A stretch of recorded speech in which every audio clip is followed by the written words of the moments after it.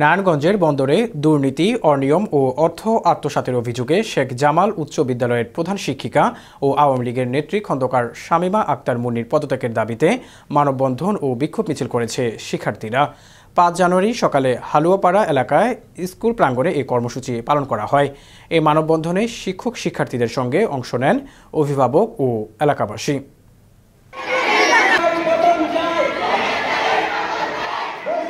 আমরা ওনার মতো শিক্ষক চাই না। আমরা যখন ক্লাস করি তখন উনি নানা ধরনের অনেক সময় রাজনৈতিকবিদ কথা বলে থাকে। আমাদের মূল দাবি হচ্ছে শামীমার পদত্যাগ। স্বৈরাচারী শামীমার পদত্যাগ। এই শামীমা যদি স্কুলের প্রধান শিক্ষক হয়, আমরা কোনো ছাত্র ছাত্রী স্কুলে থাকবো না। আসসালামু আলাইকুম। আমি হচ্ছে একজন এলাকাবাসী।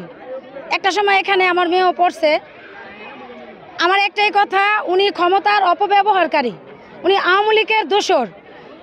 স্বৈরাচারী শেখ হাসিনা পালিয়ে গেছে, বাট ওনার কিছু দোসরদের রাইখা গেছে এই ক্ষতিগ্রস্ত করার জন্য। উনি যতদিন যাবৎ এই স্কুলে আছে, এই স্কুলে 700 ছাত্রছাত্রী ছিল, এখন সেখান থেকে নামতে নামতে প্রায় মনে হয় 250-300-তে নামে আসছে।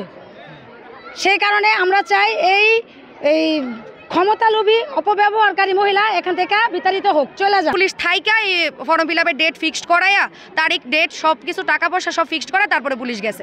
উনি এই পুলিশ পাঠানোর পর থেকে স্কুলের পরিস্থিতি অন্যরকম চলে গেছে।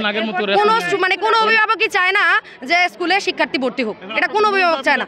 আমাদের মূল দাবি হলো আমরা সব শিক্ষক সহকারী শিক্ষক এখানে আসি, আমরা চাই না যে উনি থাকলে আমরা কেউ স্কুলে থাকবো না, আমরা সবাই চলে যাব এবং আমাদের শিক্ষার্থী অভিভাবকরা কেউ না।